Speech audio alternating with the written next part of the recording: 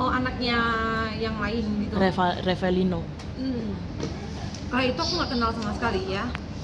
Dan masalah RK dengan LM juga aku tuh nggak tahu menau pertemuan kayak gimana mereka, itu aku nggak tahu. Aku kenal Lisa memang udah 5 tahun, tapi aku perjalanan mereka tuh sama sekali nggak tahu, nggak pernah cerita. Tapi dia pernah ngomong gak sih sosok laki-laki ini tuh siapa gitu? Nggak pernah, dan aku nggak pernah nanya. Soalnya kan tuh pribadi teman-teman aku itu aku nggak pernah mau kepo ya, takutnya kan kayak orang tuh nggak nyaman. Karena aku juga, kalau pribadi aku juga aku nggak suka kalau temen aku terlalu nanya terlalu dalam. Tapi gimana sih Kak ngeliat ini kan kasus sudah semakin, bisa bilang semakin kemana-mana, banyak orang juga yang ngomongin soal ini juga, banyak yang ikut nimbrung lah gitu kasarannya, seperti apa. Justru kalian yang teman-teman terdekatnya Lisa ini memilih untuk diam gitu. Kita memilih untuk diam itu supaya nyelesain itu RK dan LM sebaiknya cepet-cepet untuk DNA ya, biar kelar. Jadi kan nggak ada huru hara lagi, tidak berkepanjangan.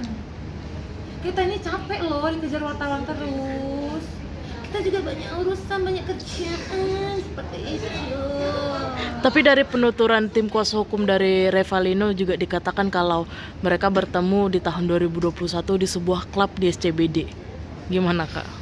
Nah itu aku belum tahu tuh. Dan Lisa juga belum pernah cerita. Belum pernah cerita. Dan di preskon juga Lisa nggak cerita kan, nggak ada omongan kayak orang lain atau gimana. Dari statementnya Lisa kan dia cuma sama Akang. Akang itu kan Pak RK kan, tidak ada dengannya orang lain seperti itu. Dan katanya juga sebenarnya si pria ini juga sudah berusaha untuk bertemu atau bisa dibilang bertanggung jawab, tapi justru Lisa menutup diri gitu dari. Nah itu kalau Laki-laki itu ini. aku lihat dari preskonnya AA si Ayu gitu, aku lihat dari preskonnya Ayu. Tapi menyayangkan gak sih Kak ini, Kakak sebagai temannya Lisa yang sudah kenal 5 tahun yang lalu, merasa terganggu juga gak sih pekerjaan karena ada kasus ini Kak? Ya iya, kayak aku tuh kalau kemana-mana story gitu dikejar wartawan segala macam, jadi kayak aku tuh mau story mau nge-tag gitu, jadi takut gitu kan. Tapi terakhir ketemu Lisa kapan Kak? Terakhir ketemu Lisa pas preskon kemarin.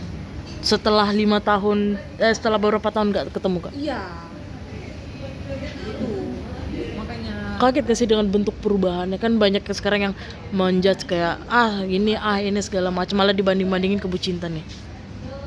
kalau itu sih aku nggak heran ya, soalnya kan dia baru lahiran ya anak kedua gitu kan. Dan kayak masalah body shaming ya, kayak aku sekarang nih yang kata orang body goals segala macam, kita juga nggak tahu ya, aku juga nggak tahu ntar kalau aku udah lahiran gimana body aku ya kan, jadi kita nggak boleh body shaming. Ya mungkin dia juga depresi, stres, jadinya jatuhnya tuh makan terus gitu. Dan berusaha untuk jadi kurus lagi, semangat. Dan beliau juga memutuskan untuk operasi lambung. Ya. Dia udah cerita belum Kak? Kan dari status story WA, story Instagramnya, beliau sering banget nih komunikasi dengan Kak Sanin. Iya, cerita dia udah konsultasi ke dokternya, mau ngambil jadwal segala macem, mengenai biaya segala macam udah dikasih tahu. Dan untuk dari teman-temannya mendukung gak sih, atau justru kayak ya udah lu operasi, gue yang talangin deh segala macam gitu? Belum. Si Lisanya sendiri yang ini akan ngumpulin dana untuk operasi. Berarti memang usaha sendiri, tidak seperti orang-orang bilang endorse. Enggak, itu enggak endorse. Itu enggak endorse, dokternya enggak endorse untuk yang barat. Tapi melihat preskon hari ini Kak, tiba-tiba ada seorang laki-laki gitu. Nah itu juga aku kaget sekali. Setelah ini kan masalah sudah dibilang hampir mau 1 bulan, tapi dia baru muncul sekarang, alasannya karena ingin menyudahi drama ini. Seperti apa mungkin Kak? Ya lebih bagus ya kalau memang si laki ini benar. Kalau memang si laki ini benar ya, lebih bagus, lebih cepat kelar gitu loh, daripada berlanjut. Kita juga sebagai temannya juga yang dikejar terus sama wartawan, ditanya ini itu, terus kita mau ngapain juga kayak takut ntar pas sidang segala macam jadi saksi lah segala macam kan ya, kalau cepat kelar kan ya udahlah ya kan. Berarti emang ada niatan untuk membawa kasus ini ke persidangan, Kak? Ya kan udah memang dibawa ke jalur hukum dari pihak Pak RK segala macam, udah dibawa ke jalur hukum. Berarti Lisa sudah ngomong nggak kayak Kak jadi saksi dong gitu? Sudah menawarkan belum?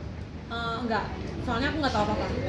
Berarti emang tidak mau Aku terjerumus. tidak mau ikut campur karena bukan di ranah aku. Tapi dukungan Kakak sebagai temannya seperti apa sih? Dukungan aku, Lisa, jika statement kamu benar di saat kamu preskon kemarin, kamu tuh maju untuk keadilan anak kamu, gitu aja. Semoga cepat DNA, cepat kelar semuanya. Jadi huru hara ini berakhir, tidak ada lagi huru hara di Indonesia ini, cepat selesai. Oke. Kak, semisalnya kalau memang terbukti anak ini adalah anak dari lelaki yang bernama Revelino ini, seperti apa, Kak? Nah, Semisalnya terbukti gitu. kalau misalnya terbukti, ya gimana penyelesaian Lisa dengan si laki-laki ini ya, siapa sih Revelino. Revelino ya. Nah itu aku nggak tahu ya penyelesaian mereka gimana.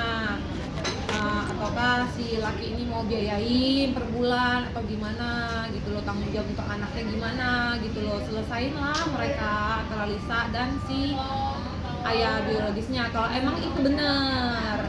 Tapi katanya akses komunikasi si laki-laki ini terhadap Kak Lisa juga diblok oleh Kak Lisa. Emang seperti apa? Memang Kak Lisa ini tipenya suka ngeblokir orang kah atau seperti apa? Ya aku nggak tahu kalau mengenai kalau Lisa suka ngeblok orang pas segala macam itu aku nggak tahu karena aku belum pernah diblok soalnya.